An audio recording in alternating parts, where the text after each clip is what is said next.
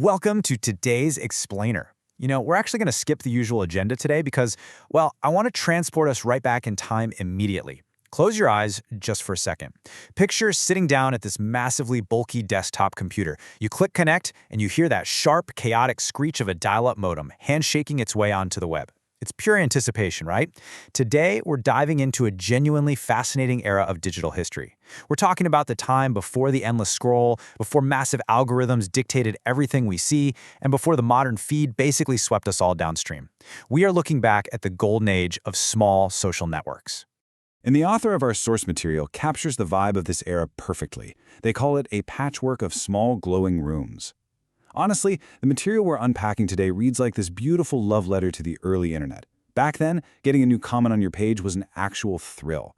There's this strange, really beautiful intimacy to being part of a community where you literally knew almost everyone's name. It felt like people were building something entirely handmade, just room by room, pixel by pixel. Okay, let's dive right into this because it is so incredibly easy to forget just how gloriously fragmented the social web used to be, long before a few giant platforms basically swallowed the world whole. See, there wasn't just one massive town square where everybody shouted at once. Instead, there were thousands of little village greens.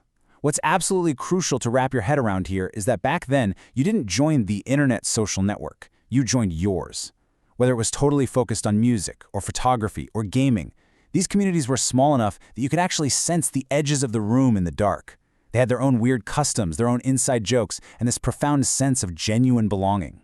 Which brings us to Section 2, Names We Whisper Fondly. Honestly, half the fun of this explainer is just saying these names out loud again. These were those handmade corners of the web that completely shaped digital culture. So let's do a quick nostalgic roll call, shall we? First up, obviously, MySpace.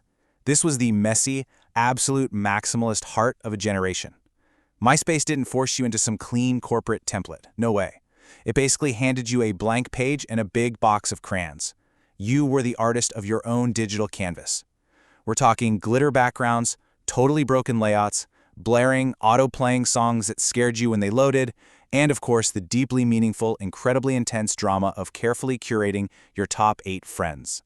And then you had Friendster. This was the quiet pioneer that showed everyone what a social graph could actually be. They got there early and mapped out a network entirely based on personal relationships. For a brief, shining moment, it felt like looking at the absolute future. It proved that the internet didn't just have to be static pages linking to other static pages. It could fundamentally be about connecting real people. Next, we've got the heavy hitters of blogging, LiveJournal and Xanga. This is where the internet truly learned how to keep a diary. Unlike today, where everything feels like a performance for a massive crowd, these platforms were all about cozy confessions.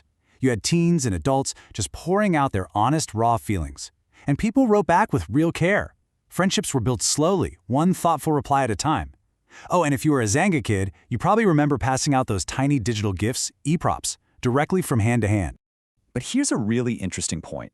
The internet's beating heart wasn't entirely dominated by American giants. Networks like Hi5, Bebo, and Google's early experiment, Orkut, became massive cultural phenomena in completely different parts of the globe.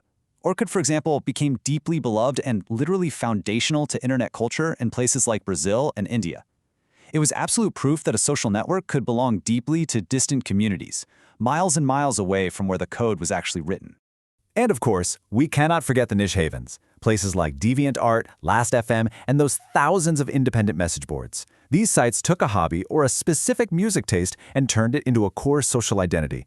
You'd share sketches with strangers who eventually became your best friends, or bond quietly over some obscure band you were sure nobody else had ever heard of.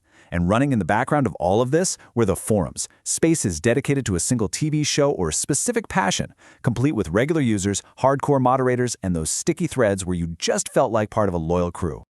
So when we look back at all of these early platforms, we really have to stop and ask, why did it feel so good? Now, it's super tempting to just write this all off as pure nostalgia, right? Just the warm blur of remembering our youth. But the author argues there's way more to it than that. We need to look past the nostalgia and actually analyze the architecture of that era. Section 3, the architecture of intimacy. The author makes a compelling case that there were very clear structural reasons why these early platforms fostered such a profoundly better sense of community than what we usually experience today. And the absolute biggest difference? It all comes down to scale. We're talking thousands. These communities were small enough to actually matter. When your digital space has a few thousand people instead of a few billion, your contribution actually counts. Your post wasn't just a tiny drop in this endless, infinite ocean. It was a distinct voice in a room where people could literally hear you. You weren't shouting into a void of strangers. You were talking to your friends at a completely human scale. And this brilliantly illustrates the specific mechanics that drove that intimacy. First off, these platforms handed you the tools to shape your own chaotic, sometimes incredibly ugly, but always honest corner of the web. There was no invisible hand smoothing everyone into a boring template. Second, discovery was completely human. You found cool things because a real friend deliberately linked them to you, not because an algorithm engineered your attention. Third, and this is kind of wild by today's standards, there was a quieter pacing. There was an actual end to the content. You read the posts, you left a reply, and then you just logged off and went about your life. It created these wholesome, human-scale spaces built by people for people, where you actually noticed if a regular user was missing. Section 4.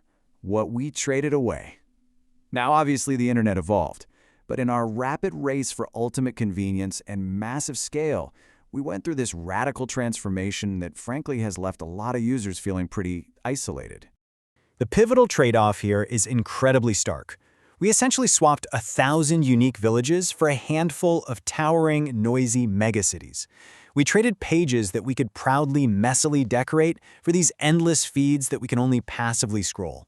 We swapped small communities where we genuinely knew each other for massive audiences where we're basically just performing for total strangers. As the author points out, we gained immense reach, sure, but we traded away our intimacy. We got access to literally everyone, but we lost the feeling of truly knowing someone. The modern internet is undeniably powerful, but it's also strangely lonely, even with all those massive crowds. Section 5. The pendulum swings back. But listen, here is where the narrative shifts, and it's actually really exciting. The dream of that early human-scale web, it is absolutely not gone forever. In fact, a quiet but unmistakable trend is actively building right now just beneath the surface of all those megacities. The reality is, people are getting deeply tired of the megaphone. Users are increasingly craving smaller, softer, just more human spaces again. We're seeing this massive swing back toward niche communities and self-owned corners of the web. There's a huge rising demand to prioritize genuine belonging over sheer massive scale.